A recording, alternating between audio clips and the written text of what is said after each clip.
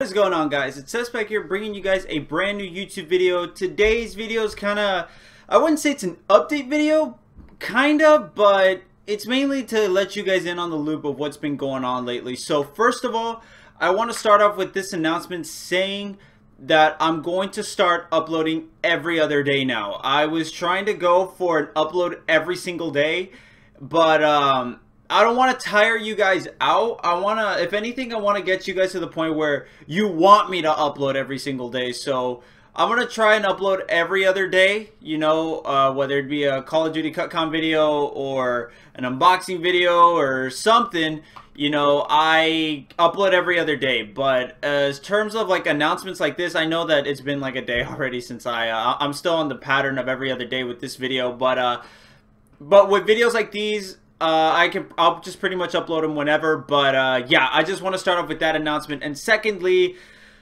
this is a video to let you guys in on the loop of what's been going on with Solidify Esports lately, because, you know, in case you guys don't know what Solidify Esports is, it's an organization that I created along with Shadow Knight, and essentially we are a competitive Call of Duty team, competitive Call of Duty brand. And recently, we just acquired ourselves a CSGO team, a Counter-Strike Global Offensive team. And when I got this team, they reached out to me asking that they wanted to play for the brand, and I was completely down for it. But there was a situation I was in, and like, if there's one thing that Solidifies really made me feel is like, not completely stressed out, but it's made me feel like, okay, I'm not getting any luck with this organization at all, trying to bring players on, and I'm having to keep kicking players back and forth, and it's just like, there's no dedicated players. I've always felt like with this team, either there's no dedication or no trust within my teammates, or I just feel like they're always holding me back. So either they're leaving or I'm having to kick them out. And it's been so inconsistent with, like, I haven't been streaming often because we don't have a stable team. I literally made a video a week ago about how I have Sean, Anthony, Carl, and myself on the team. Now Carl and Sean aren't even here anymore. And I always find it dumb on the content creator's part, and like it honestly makes me look stupid that I made a video like that saying like this is the most powerful team I'd be a part of, and it's gonna be a solid team and everything, and it turns out they just leave later. And that's one thing about the Call of Duty community that I absolutely feel ashamed of, is that it's such a day-to-day game. One day you can do awesome with your team, you can love them and everything, and just the next you hate them, you don't want to team with them anymore, everything goes wrong. And it's things like that that really frustrate me about the Call of Duty community. And if anything, that's where I feel like the lack of growth with this organization comes from. Because to get yourself noticed, you need to play more games. You need to stream more. You need to win and get your name out there that way. But I have had such an inconsistency of picking up players and players staying dedicated to the point where we can't do any of that stuff. This organization is almost a year old, and with the progress that this organization has made, it could have easily done it within a month or two of it first being created. And as soon as I picked up this Counter-Strike team, I was excited, but I felt weird about it. Mainly because it's like, we're not even big enough to like announce a Counter-Strike team or do anything like that.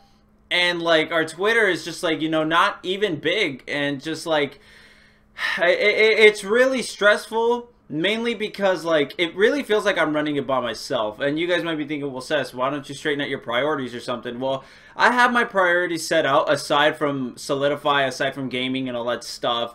And a lot of that stuff is really no big deal at the moment, because either I'm handling it well or it hasn't become an issue. And I just want to try to find something to keep myself busy with, which is why I'm still working up on, you know, Solidify. I'm still doing competitive gaming. I'm doing YouTube, and I'm doing all this sort of stuff because it keeps me occupied, and I actually really like doing it.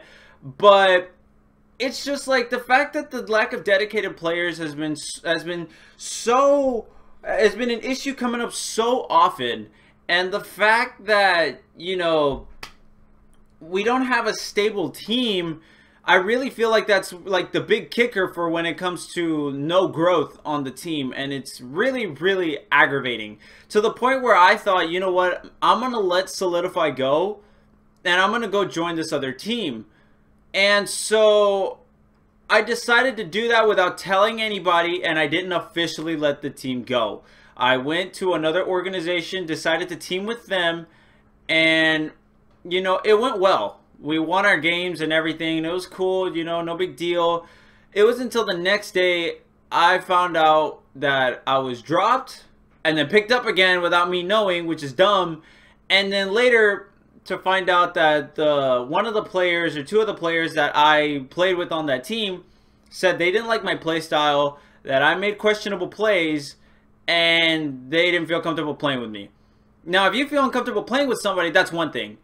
Now, the fact that they said they didn't like my play style and they didn't like the way I played, I mean, I'm sorry. I won us a round 11 game in a 1v1, you know. I'm sorry that I went like 8-2 in an S&D or something. And, you know, I played my part. And for a lack of better words, for them thinking that they didn't like my playstyle, I think it was stupid.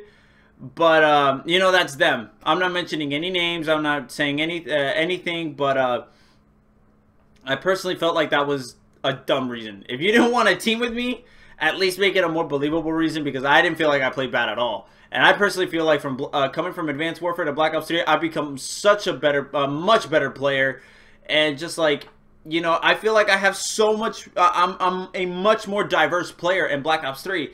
In AW, I'd be an objective sub or an objective AR, and that's it. And now in Black Ops 3, I could play the objective like it's my living. Like, I can just do it from the back of my hand because I just know how to play the hill. I can AR slay, I can sub slay, I can sub support, AR support, I can anchor, I can do all these things. And the fact that I hear something like this from this team, or from a player from this team saying that they didn't like my playstyle, I found it stupid. So at that point I said, you know what, this guy just doesn't even feel comfortable playing with me. And I think that his judgment is, you know, dumb.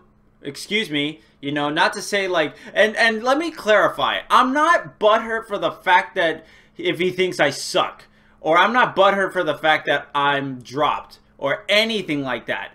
I just think you could have picked a better reason to say you didn't want to team with me, and say that I made iffy plays, or I made bad plays, when I did my part. You know, when it came to game 1 in that round 11 crucial 1v1, I won us the game, and then in the second game I go completely off, go 8-2, and it's just like, okay, or 8-4 or whatever, it doesn't matter. Like, I ended up playing really, really well, and I just felt like they could have found a way better reason. Like, honestly, a way better reason, and that it just made them look dumb. So easily, with me leaving that organization, I just went back to where I was with Solidify.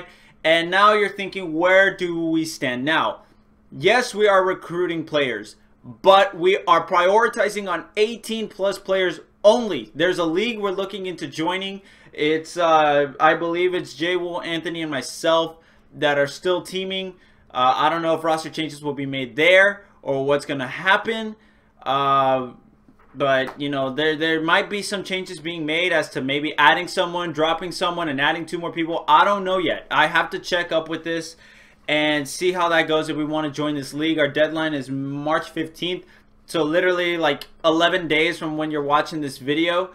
And just, you know, that's the thing. We're just prioritizing on 18+ players, because chances are if you're 18, you probably have prior experiences from Call of Duty, from other Call of Duties, so you can bring it forth with us. And, you know, that's a good thing. But one thing that I'm tired of is finding players that are just leaving, coming back, and then being dropped, and then going here to this other team. It didn't work out with this team, so I'm coming back. And it's like, I'm done with that. I really want a stable Call of Duty team where whether you have a terrible game one day or a terrible day one day, and then the next day you just absolutely wreck, you know, it doesn't matter. Just look at the biggest teams like FaZe, Optic. They've stuck together for almost a year now, and look at them. They are, you know, in terms of stats, not really. Thankfully, Team Envy's in second place in the CWL. Just saying. But they're the two, or one of the 2 fiercest teams. Optic, the #1 fiercest team. But because they've stayed together for so long, they've grown this team chemistry. And because the pro players, they're often, you know, switching around, dropping people, picking people up, doing all this stuff. That rubs off to the amateur players and makes amateur players think, you know, if I don't find a player that's good every single day, I don't need them, drop them, pick someone up. And that's dumb, you know? Like, the pro players are obviously players that you look up to, you know? You saw them perform and you think, wow, I want to be just like them. So which is why it might have been a reason you started playing competitive Call of Duty. But when the pro players are just dropping people and picking people up and doing this and doing that, just like making constant roster changes, being inconsistent with staying with their team, amateurs are obviously looking at this and they're thinking the same way. So then what are they doing? They're just dropping people, moving with their rosters and doing all this stuff. And it just makes for really inconsistent, you know, teams. That was not a voice crack. I actually did that on purpose because it's like I do that when I'm frustrated, and I'm actually frustrated from the fact that amateurs cannot find a stable team because there's this meta going around in the Call of Duty community that if you don't pick up a God Squad right away, you're not going to make a God Squad. Granted, some of you might have gone through that. You know, you might have picked up a team right away and you go on game battles, you go like freaking 20-0 or I don't know, 20-2 something. Like you are a solid team. But in all reality, God Squads aren't made. Or they're not like, let me rephrase it. God Squads aren't made right on the fly. They're created with time.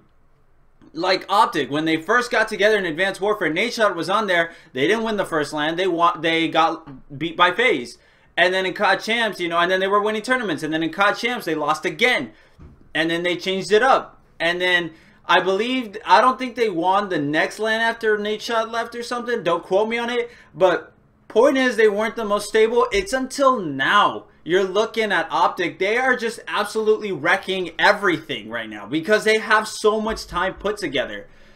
And people are so focused with the idea with these smaller teams making tons of roster changes instead of looking up to these bigger teams, because instead of looking to these bigger teams and thinking like, yo, if we stick together, work together, communicate with ourselves and grow this team chemistry and become a really strong team, you're just looking at them like, wow, we need to find a team to be exactly like them.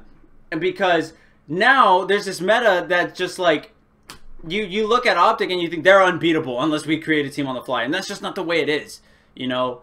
And you know that, and I'm sorry I went on a rant about it. I'm kind of glad that I did, so you guys get a feel for how it is that I feel about the whole, you know, roster changes thing along the Call of Duty community and all that stuff. But I just feel like it's got to stop, and that's where I feel like the lack of success from Solidify is not coming from, because I can't find stable players.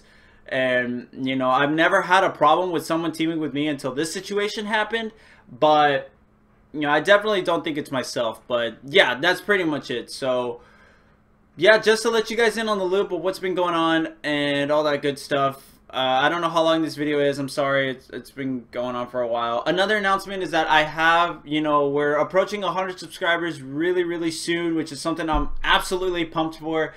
I don't know what it is that I'm going to do when it comes to a 100 subscriber video. I wanted to do a giveaway, but as you guys know, my foot's broken and I'm not working right now. So if I were to do a giveaway, I'm gonna have to wait another month or two before I could actually get some income again and maybe give something away to you guys, so that way, you know, it's a way to show thanks to a lot of you. But as of now, I'm not sure. If you guys have an idea as to what I could do for a 100 subscriber video, you know, let me know. And yeah, that's pretty much it. So thank you guys so much for watching. Maybe you guys agree with me, maybe you guys don't, but yeah, I'll be seeing you guys later.